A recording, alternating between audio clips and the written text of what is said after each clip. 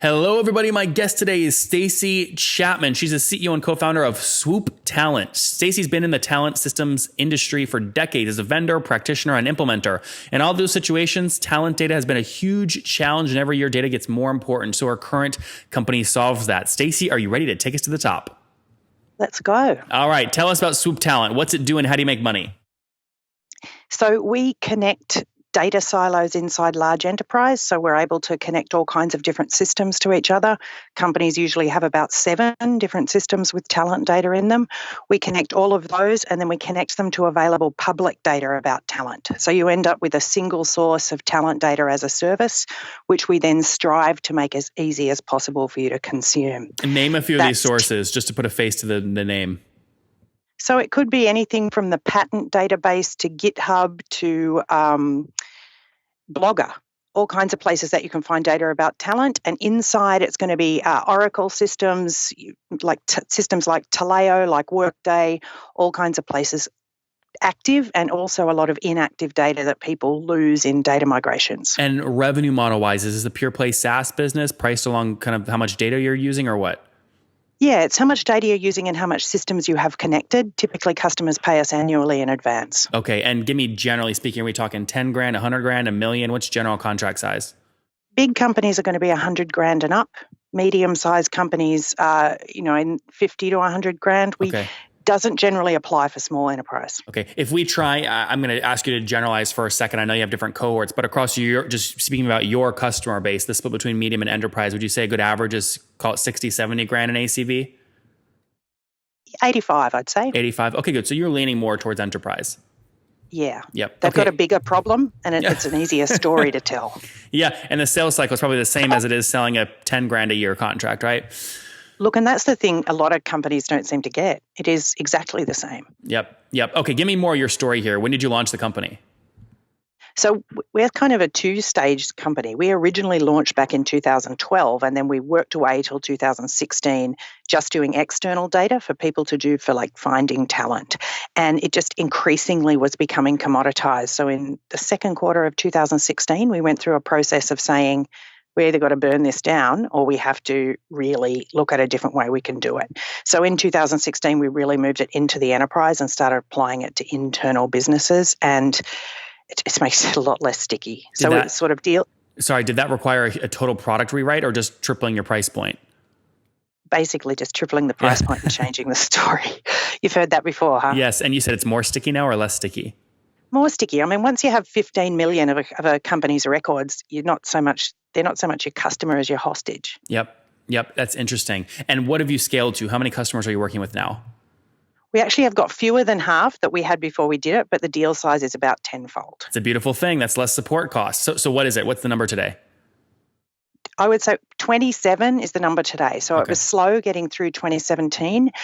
We more than doubled in 2017, but we're also going to more than double again in this quarter. So I think we've amazing. Hit our stride. Yeah, that's amazing. I mean, if I take 27 clients times that 85 grand ACV, you told me, I mean, you're cranking past 2.2 million in ARR at this point, or about 190 per month, right? We're getting there. Okay. Yeah. But I mean, within 20,000 of that somewhere, I mean, that's super close. Close. Okay. Yeah. And so when you say you were doubling year over year, it's fair to say if I go back 13, 14 months to December 2016, you were doing somewhere around, call it 60 or 70 grand, right? In monthly recurring revenue?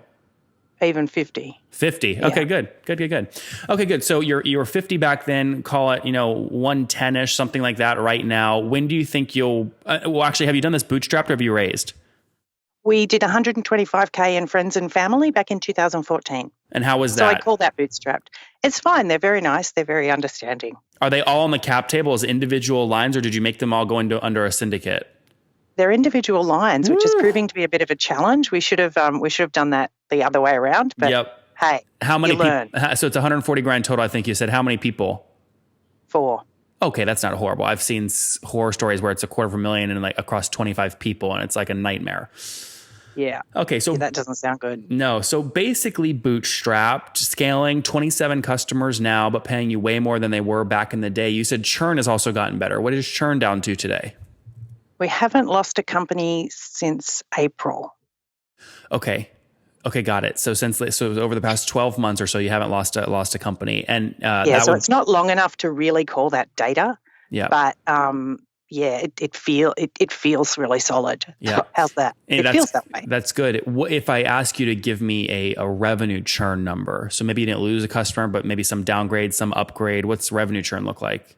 They've all gone up about 15%. I've just put on a head of customer success who's revenue focused and is scolding me that it should have been a lot more than that. So hopefully I'll have a better story for that in a year. Okay. So what is revenue retention today? Is like 115%, 120%? Yes, 115. 115%. Interesting. What is your new head of customer success think it should be?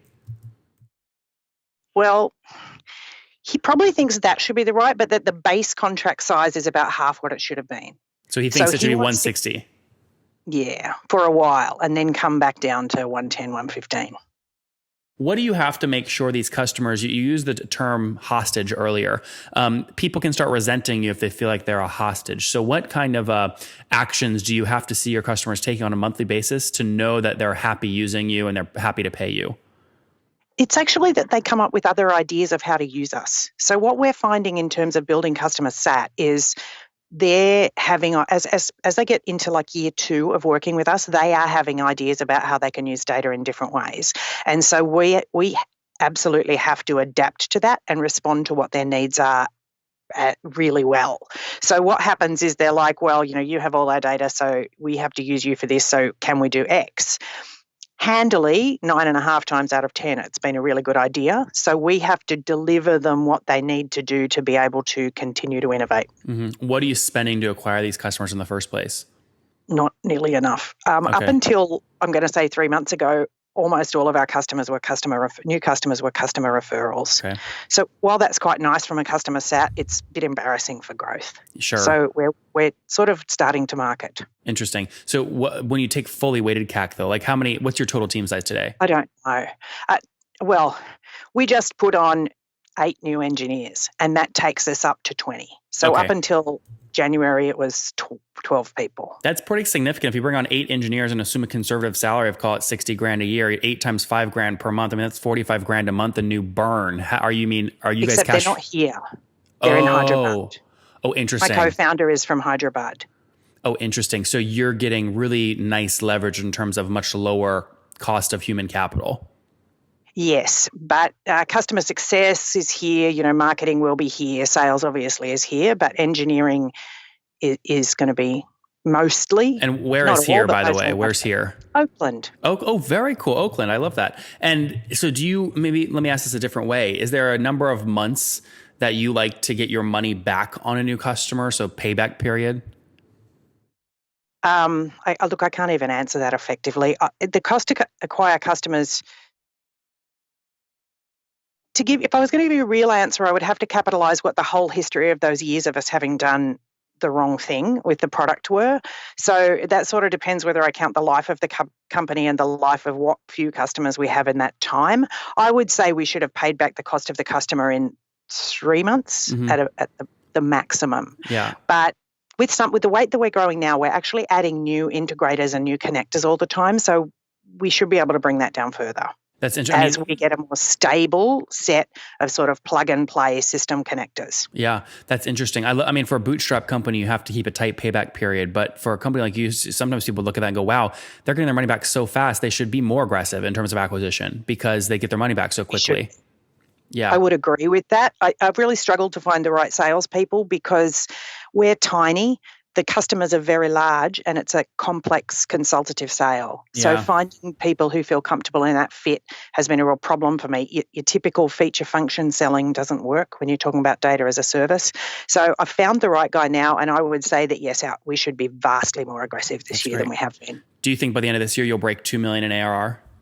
Easy. That'll be 160. Do you think you break 3? That'd be 240 per month. Not a bad goal. That's good. I love it. We'll have you back on in 12 months, Stacy. See how you do, okay? Sounds good. All right, let's wrap up here with the famous 5. Number 1, what is the last business book you read? The last business book I read, it's one of those ones about outbound sales. How do you like that? I can't even remember the name of it. I've read about 10 That's in the past 6 months. Outbound sales. Number 2, is there a CEO that you love to get breakfast, dinner, or lunch with there in Oakland? Fallon Fatimi. She runs Node.io in San Francisco. Node.io CEO. Great. Number 3, is there a favorite online tool you love for building your business?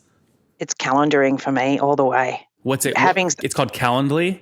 No, I actually use HubSpot for it, which is not the best one I've ever done, but just having something that lets you automatically and efficiently manage a calendar for me is definitely the one. Number 4, how many hours of sleep do you get every night?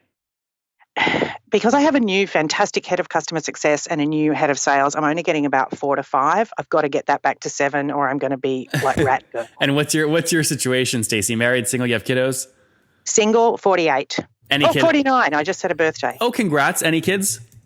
No. No kids. Okay, good. So you're Passport. Love my passport. You're all in on the company. I love it. Total freedom. Last question. What do you wish your 20-year-old self knew? So that's a really good question. I wish that I had known that the world was both bigger and tougher than I thought it was, but that's okay because I am too. Oh, I love that. World is bigger and tougher, and I am too. There you guys heard it from Stacy. Again, launched her company SwoopTalent back in 2012. Had a really come to Jesus moment in 2016, or come to whoever you worship moment. Okay, that's what we'll call it, Stacy. Come to whoever you worship moment. 2016, refocused, cut her customer base in half down to 27, but more than doubled the price point. She's now got about 27 customers doing about, call it 112 grand a month in revenue, up from 50 grand 12 months ago. So 100% year over year growth. Looking to break easily 2 million in ARR this year. That's 160 grand per month.